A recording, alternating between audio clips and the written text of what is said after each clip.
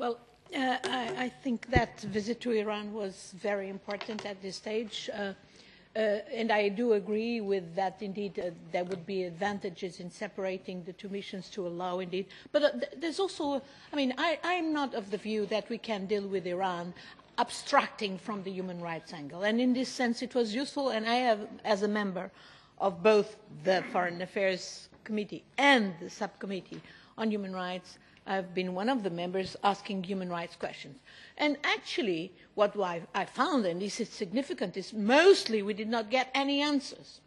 Of course, as it was pointed out by Mr. Buchner, is because the guy was supposed to give us these answers, Mr. Larijani, the brother, could not come to the meeting. But we didn't get it from the other Larijani, who was the speaker.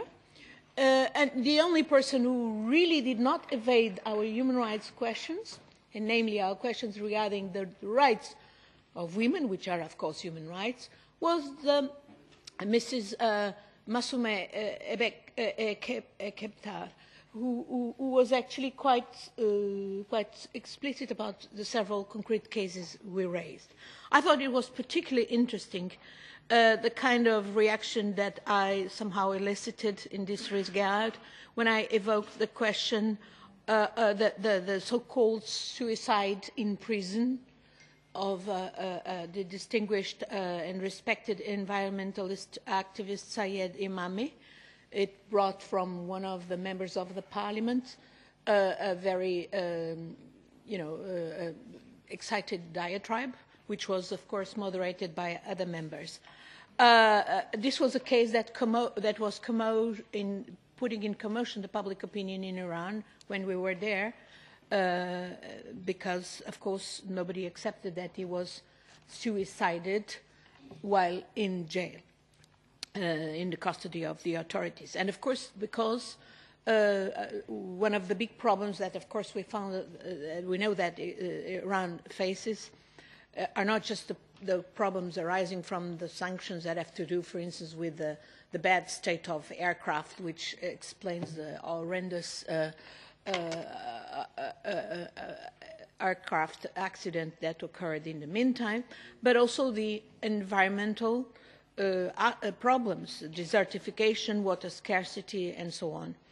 I found, nevertheless, very interesting, this was my second visit to Iran, I saw more openness in general, including in discussing matters with us. Even when matters were not discussed, we were able to put them. This was, in my opinion, extremely positive. It shows the strength of the society, which is a young and educated society, especially in Tehran, and that there are indeed tensions in the regime. We could sense them, and obviously there are many trends who are moderate, who are the ones who actually stood for the agreement, the JCPOA, who want Iran to break the isolation, want to respond to the anxieties of the public opinion, and of course the hardliners who want to keep the business, including all the business that has derived from the adventures, military adventures abroad. It is not by chance that we heard from, not from the people representing the authorities, but by other people, that indeed these protests that had emerged since the end of last year or the beginning of this year in Iran, without any clear organization behind it, in a very spontaneous way, meetings convened, protests convened by Twitter and so on, are the result of the fact that many people think that the investment is not made in Iran because of these military adventures. I just would like to say, to end, important discussions we had on refugees, and Iran has been doing quite a significant effort in refugees, which you do not appreciate, and it's very relevant as well for us. And the other question that, in my opinion, is very significant is, of course, the relations with Saudi Arabia. Will have to, or the no relations with Saudi Arabia, where, in my opinion, Iran is willing, without any conditions. We were told that. That's what Zarif said in Munich.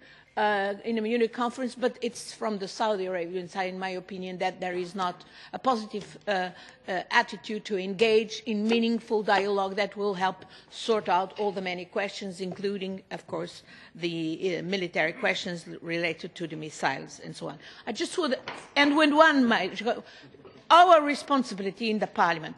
I met with relatives of the victims of a terrorist organization called MEK, Mujahideen of the People, National Council, or whatever, Revolutionary Iran, and they are now, as you know, they used to be a tool of Saddam Hussein. They are now in Albania. They are creating trouble in Albania, trouble that will come to haunt us, and we cannot continue to allow some members in this Parliament, out of possibly of naivete, to continue to abet some of the members of this organization, which are keeping people hostage, namely in Albania. And I met with relatives in Iran of those people that cannot establish contact with their children, with their relatives, because of this set preventing that. We in the Parliament cannot continue to turn a blind eye on our